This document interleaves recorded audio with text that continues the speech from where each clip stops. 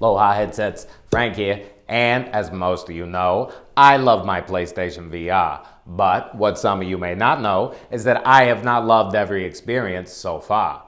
Yes, some of them have been amazing, but sadly we've had a few stinkers mixed in here and there. So, without any further ado, I present my top 5 worst experiences so far on the PlayStation VR. Now, for any new release, we are bound to get an early round of games that are a little under par.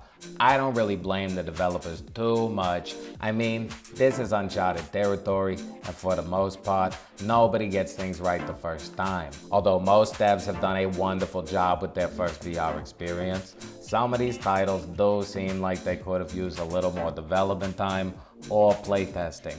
Now, although these are numbered, there's no real order. I pretty much dislike all of these the same. Number 1. The Martian VR experience. Now, from start to finish, this is a terrible overpriced VR cash grab. That was basically just a $20 advertisement for the movie. Not only did you have to start the entire thing over anytime you wanted to experience a certain part, but the most fun anyone had with this one was tossing potatoes into a bin.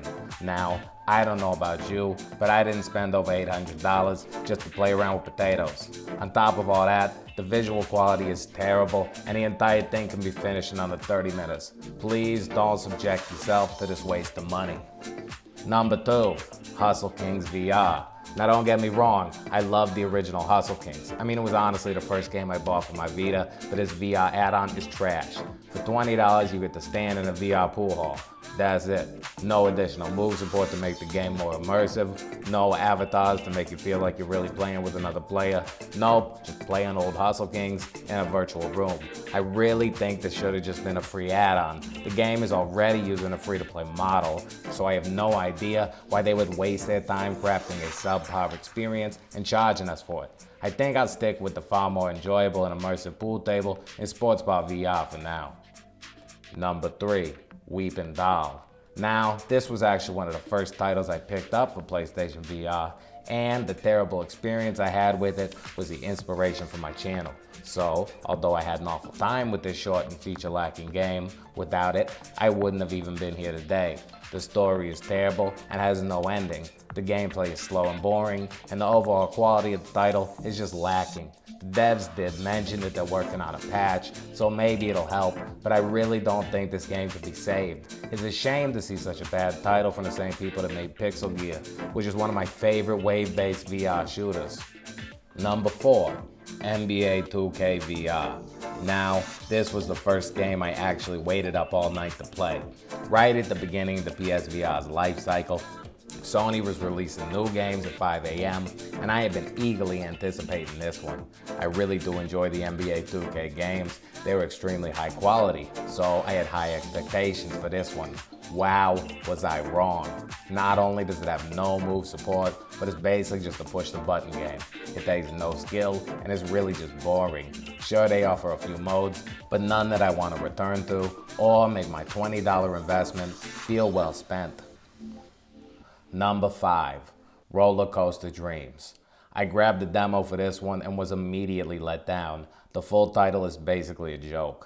I mean, they tried way too hard and way too little at the same time. Sure, you can customize parks, but the menu and building mechanics are terrible. That, coupled with the fact that riding the rides really isn't that much fun, makes for a horrible game with a tacked-on VR experience. Traveling to other people's parks is cool, but it's not like you can interact with another human being, which kind of blows my mind that they didn't even try to include some form of multiplayer.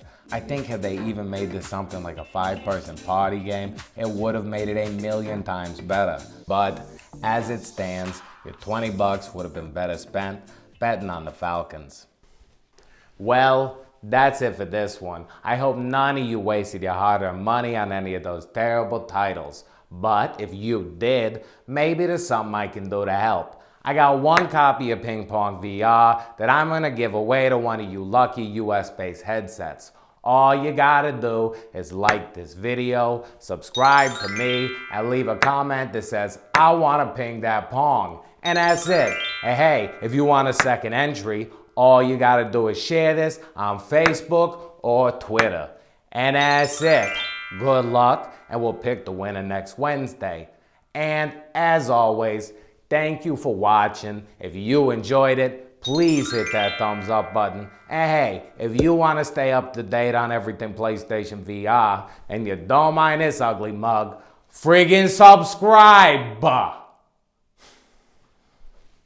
PSVR, Frank. It's lit!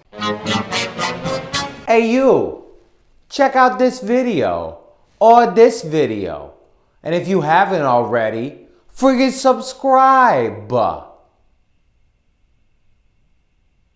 I mean, come on!